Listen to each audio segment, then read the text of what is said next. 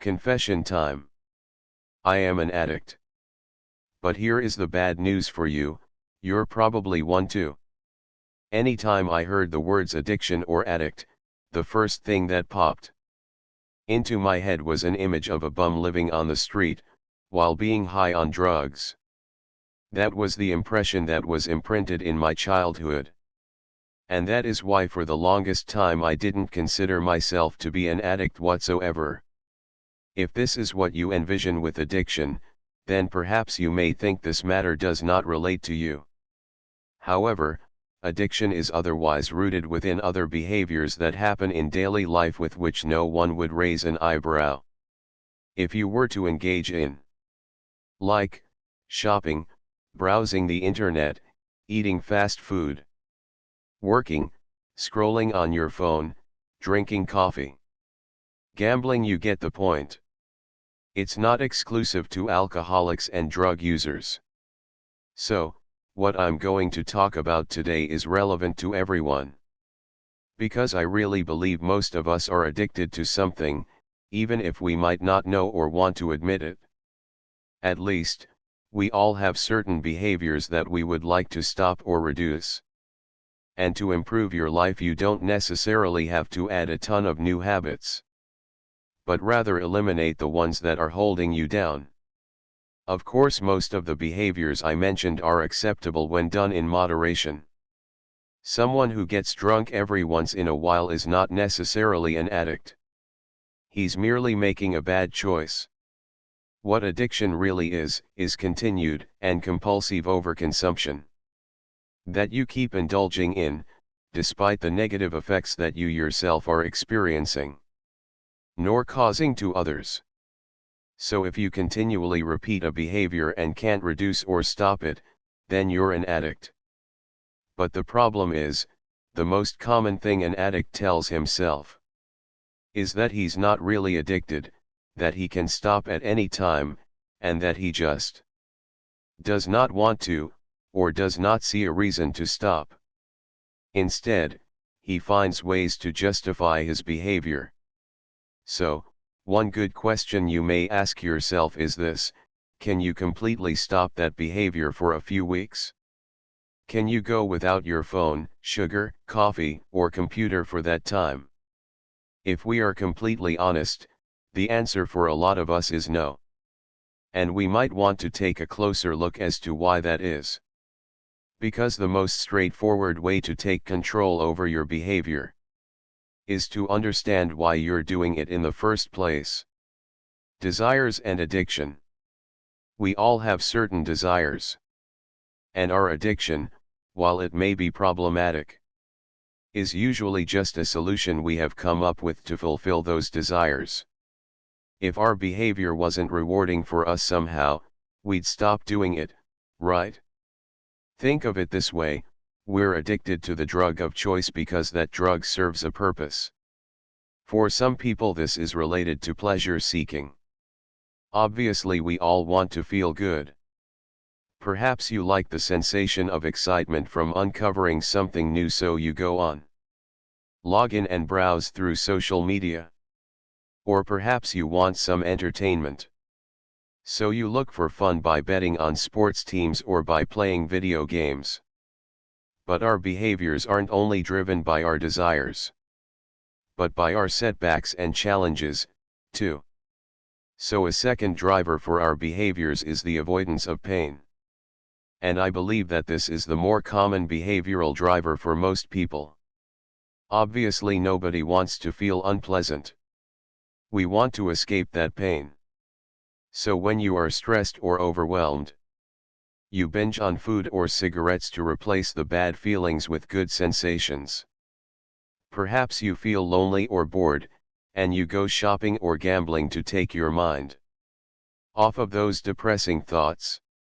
Maybe you feel helpless or empty, and you binge watch series all day in order to distract yourself. I could go on and on.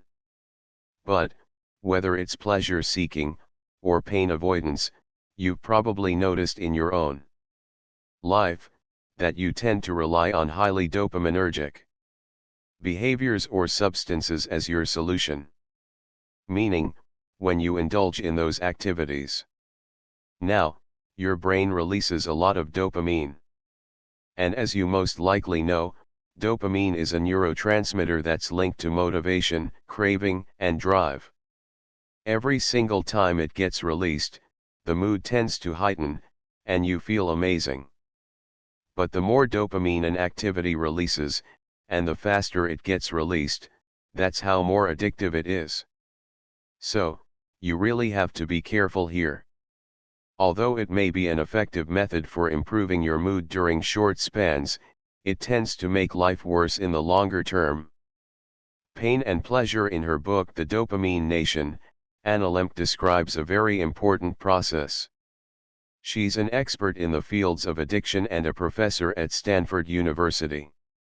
She then explains how, in fact, pain and pleasure are actually processed in the same region of the brain, but also, rather importantly, work on a balance system. Something I myself have only come to realize over recent years, but is really quite a pivotal part of the functioning processes of life. So imagine that there is a set of scales inside your brain. When it has nothing on it, it's perfectly flat and in balance. However, the moment you are involved in a pleasurable activity, that is, high activity from dopamine, the seesaw tips. The more exciting the behavior, and the more and faster it tips, the more pleasure you will feel. Here's the thing about balance, it wants to stay level or flat. So every time it gets tipped toward pleasure, eventually a self-regulating mechanism, that is, and out of your control, kicks in, to return it to the level position it was in. Not very satisfying, because it does not just stop at balance. Instead, the mechanism overcompensates and tips the scale all the way to the pain side. For you to spend an equal time there, as you did in the time you spent on the pleasure side. Of course, this happens and you are not going to experience literal physical pain. But rather you may experience some kind of discomfort, a feeling that something is lacking. And what you experience are desires for the thing that gave you that first delight. You wish to relieve that instant of pleasure, or at the least, not lose it. What do? You act once more upon the pleasure side. You just keep on scrolling, playing, watching, drinking, eating, or whatever you were doing. But here's the problem with that. When you try to recreate that previous high, that spike of pleasure, there are two key factors working against you. Diminishing marginal utility. Firstly, there's something called diminishing marginal utility. You know how when you're hungry, the first slice of pizza tastes amazing? It's 10/10. The second and the third one is still pretty good. But the sixth one is kinda meh. It's what happens with almost anything. More you indulge in something, less pleasure do you derive from it. Secondly, over time you build tolerance. If you're obsessively watching pornography, you will eventually require more extreme versions of it, otherwise it will stop being exciting. Or if you are a gambling addict, you'll have to bet more and more, since the smaller amounts just won't give you that kick anymore. The baseline shifts, and you need a stronger dose. And these two combined create this vicious circle in which you are continuing to push the lever of pleasure more and more, yet getting less and less from it. And if you keep acting on your desires, day in and day out, you eventually aren't even doing it for the pleasure anymore. You're doing it just to feel normal, and you may not even be aware of it. Okay, check out this graph now. It's another way to conceptualize the pain/pleasure balancing act that occurs. When you first give into instant gratification, you feel amazing because of a dopamine spike. But when that high wears off, it drops below, and goes beneath the baseline. You feel a sense of discomfort and you want more of your drug. So you give in again, but by giving in, you're not allowing it to properly rebalance itself. Further indulgence is then not as satisfying as it was initially because of diminishing marginal utility. But due to the cravings, you don't want to stop, you want to recreate that high. So you just keep using and using and using, and of course, eventually you get to a point where you're no longer getting anything out of it, you're just using your drug to feel normal, because you've developed tolerance and adapted. What used to give you pleasure is now necessary for you not to feel bad. And when you stop now, you'll face the withdrawal symptoms and feel irritated, distracted, anxious or empty. All for the reason that the self-regulating mechanism wants to collect its debt that you racked up from binging on highly dopaminergic activities. I believe a lot of us are stuck in this pattern. We have become slaves to our desires, and we cannot really control our behavior, even if we think we can. So the big question is, how can we break this vicious cycle and take that control back? The solution? Unfortunately, it's very unlikely that you'll just wake up one day and suddenly stop your compulsive behavior out of the blue. However, there is a solution. It's ridiculously easy, but your brain, which is addicted, will object. That's why later I'll outline a logical plan to make the whole thing easier. The answer is to stop the chase for pleasure and avoid your drug of choice for at least 1 month. That's all. I told you you won't like it. It's essentially an extended dopamine fast or dopamine detox. And I know this might sound extreme to some of you, as it requires a good amount of discipline, but it really works well, and actually produces tangible results. I have done it myself in order to take control over my unwanted behaviors, and it helped me eliminate most of the cravings for it.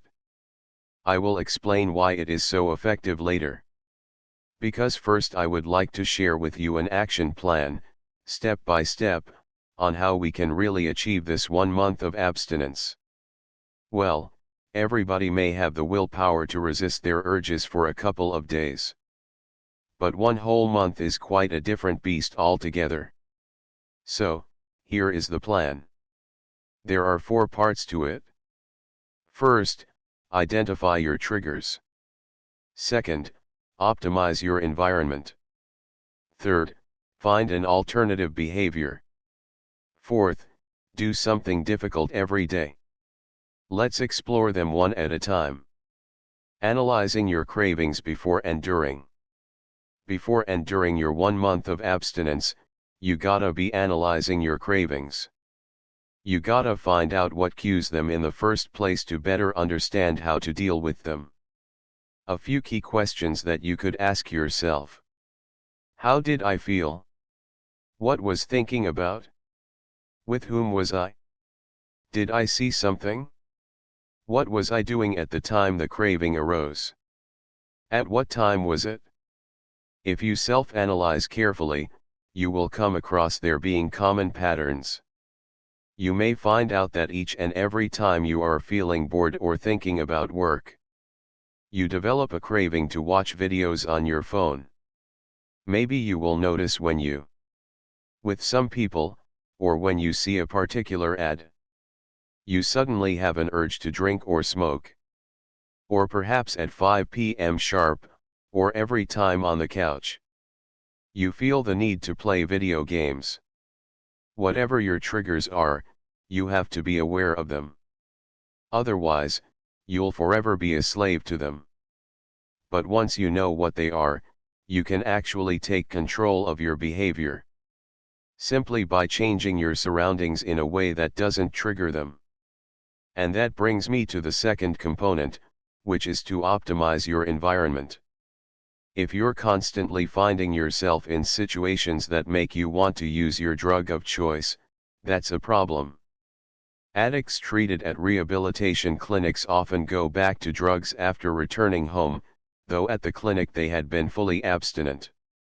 That is because they tend to revert right into their exact same environment that they came from, and all of the triggers are there. Same people, same places, Same temptations, all of which lead to the same old patterns of behavior. That's why you want to distance yourself from things that induce cravings as much as you can. Or at least optimize them to a degree you can control. But more importantly, what you also must do is create anything that places a barrier between you and your drug of choice. Even removing all of the triggers, you are going to probably get cravings from time to time. And if the drug is just always available, whenever that craving hits, you will just binge. But if you have to jump through a lot of hoops to get to it, or better yet, can't access at all, you're less likely to indulge. And for me personally, the barrier was a major player in my recovery. Replacement. Remember how I said earlier that there is a purpose your addiction serves? Well, if you just flat out stop indulging, you'll have those certain needs that won't be met. And you'll be left with an empty void. That is why you need a suitable replacement to fall back on. One that fulfills that same or similar purpose. So what is it that your addiction does for you? Does it ease your boredom? Satisfy your social needs? Does it help decrease stress? Whatever it is, you need to identify it. And make a list of activities that could satisfy that same need, at least partly. It's also important that you don't substitute one highly dopaminergic addictive behavior with another highly addictive one. You really don't want to quit social media just to replace it with something like smoking. While this is common sense, it's also what often happens. I see so many people who, while they treat one addiction, become victims of another one. So, make sure the replacement serves you or, at least is not destructive. And you should expect the substitute behavior is not going to be as thrilling as your present one. However, you can think of it as a bridge to help you reach the other side of cravings. Now, the activity that you are going to replace your addiction with should be moderately demanding. Which brings me to the fourth and last component: do something difficult every day. You know the pain/pleasure balance that I mentioned, like 100 times in this video? Well, it works the other way around too. When you finish something difficult, once you're done struggling, how do you feel afterwards? The answer is, you feel great. For every ounce of pleasure, there's a pound of pain in exchange. The opposite of that goes that for every ounce of pain, the return will be many times in the pleasures it brings you. You feel accomplished when you're done studying. Your confidence goes up after you lift heavy and break a new personal best. And when you are done cleaning the dishes, you have pride in yourself.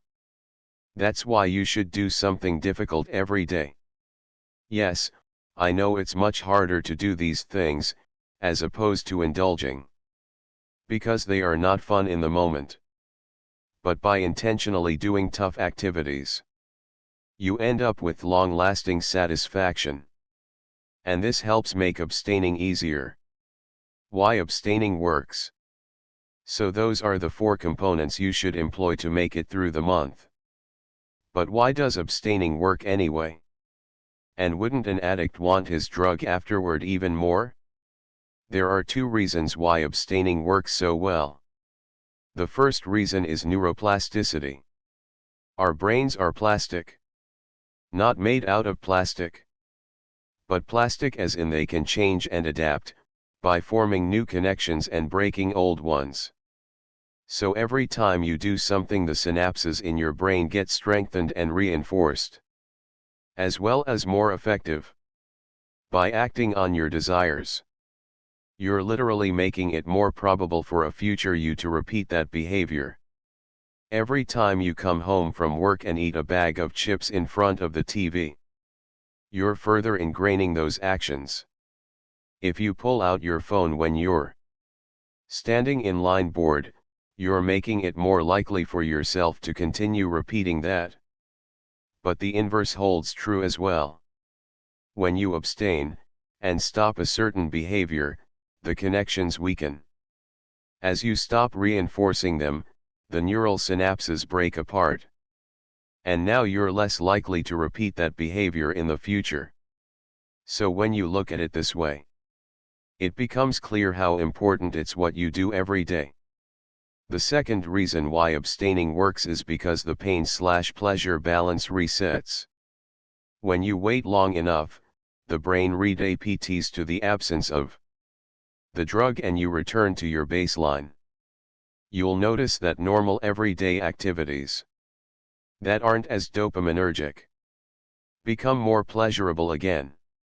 Cooking and eating a homemade meal, watching the sun rise or set, writing a script about addiction, going for a hike in the woods, meeting up with old friends. Things that you may have considered boring or less exciting previously now give you more pleasure again after abstinence. And cravings for highly dopaminergic activities weaken. But let me be clear with you, you're going to feel worse before you feel better. That balance reset is going to hurt, as it will seesaw all of the way down to the pain side. A debt to be paid because of overindulging in pleasure. Also, if you're someone who is addicted to a physical substance, such as coffee or alcohol, or cigarettes, you should consult a doctor before you try to abstain. Because you're not going to be facing only intense cravings along with negative emotions but probably physical withdrawals too. Like headache, diarrhea, nausea. Just something to be careful about. But what's next? How do you proceed after that 1 month is over? Many of us don't want to give up our addiction totally. We just want to be able to control it and reduce it to a more reasonable level. Which is perfectly understandable. But for some people, when it comes to certain activities, moderation and self-control are sadly impossible. With just a single exposure to their drug, they can go straight back to compulsive use, even after years or even decades of abstinence. That's why the Alcoholics Anonymous, even though they haven't drank alcohol in 25 years, they still begin with saying, "I am an alcoholic." And from a neuroplasticity point of view, this is correct. For every connection that neural beams make, they seem to remain there. Abstaining only makes them weaken or dormant. And sometimes, even a small one-time use can reboot compulsive use and makes them as strong as they were before abstaining. Another way to think about it is to consider a new snow hill, and you're a fun person who decided to get a sled and slide down that hill. For the first few rides, it is sort of hard to predict where you will end up. But the more and more you slide down, the more tracks start to form. By the end of the day, you will notice that some tracks have been used much more than the others. And they've become quite entrenched. Once you find yourself on those tracks, it's really hard to get off them, as they take over. It's the same with your behavior. You can look at those tracks as your neural connections. If you've been repeating a behavior for years now, it's probably become so ingrained that it's very difficult to stop yourself once the behavior takes place. You might even be doing it on autopilot. That's why telling yourself, just one drink, just a few minutes, just one video, just doesn't work if you're an addict. Of course, you may only want to go for a short ride, but it is very easy to start slipping down the same tracks you once knew so well. Just one more, rapidly becomes much more. For some people, sadly, it is no longer possible for moderation to be an option as those neural links have become far too set in concrete. For them, total abstinence is the only long-term solution to the problem. But thank goodness, for the rest of us whose addictions are less extreme, moderation can be an option. But all the same, it does call for those 4 tactics that I mentioned earlier. Namely, the barrier part, only in this case, the usage is strictly limited and we have set something in place that can stop us from going overboard. So this means that, in my case, it means restricting my consumption to a narrow time window. And I have no other choice but do to something more productive. You can do the same thing, by limiting your consumption to certain times of the day, week, or month. Maybe only on holidays, only on the weekends, never before 5 p.m., and so on. Also every couple of months, I nowadays take a complete 1 to 2 week break from my addiction. Even if I allow myself to indulge in a controlled manner, over time I will start getting more and more cravings, and I'll want to indulge more. But in routinely abstaining for a week or two, I weaken those connections, allow the balance to reset, not letting it get out of control. In that time, I always come to realize that I can do without my drug of choice, as other, more useful activities take over, and the cravings weaken substantially. This may appear to be a restriction of my own freedom, but it actually grants me the capacity to indulge in my addiction only in moderation and to make full use of it. It is not mere mechanical behavior. As you can clearly see, I am not suggesting you should not enjoy yourselves at all, but being aware of the behavior you are conducting on a daily basis, especially toward any activity that gives you large increases in dopamine. Think of it, you are trying to make a pathway in an snowy hill. You don't want to be repeatedly doing something that you really do not want to be part of your life. And I perfectly understand that it's hard to avoid. Because today, it's all designed to be as addictive as possible. The food industries deliberately design food, having just the right proportion of salt, sugar, and fat just to make it impossible to have only one piece of chocolate. Social media giants are putting in thousands of hours testing and tweaking algorithms, just to keep you longer on their platforms. Also, some people have their pain/pleasure balance constantly tilted towards pain. It could be genetic, it could come from unresolved trauma, or it could be a bad living situation. All these people are more prone to addiction because they need somehow to cope with their emotions. For this reason, I don't blame you if addiction takes you into its trap. It can happen to anyone. It does not make you a bad person, and it is not a moral failing. But all of this once understood, you can take back control of your life. Once you actually start cutting these highly dopaminergic and addictive things from your life, you realize that not only aren't they a good solution to your problems, they are probably the root cause or amplifying them. So hopefully, you take the steps outlined in this video and challenge yourself to abstinence. Like I said in the beginning, you do not have to implement a million new behaviors to get your life together, just get rid of the ones holding you down. That's how you get better than yesterday, by shedding one addiction at a time. Thank you for watching. Well, if you enjoyed this video, then please give that like button a gentle tap.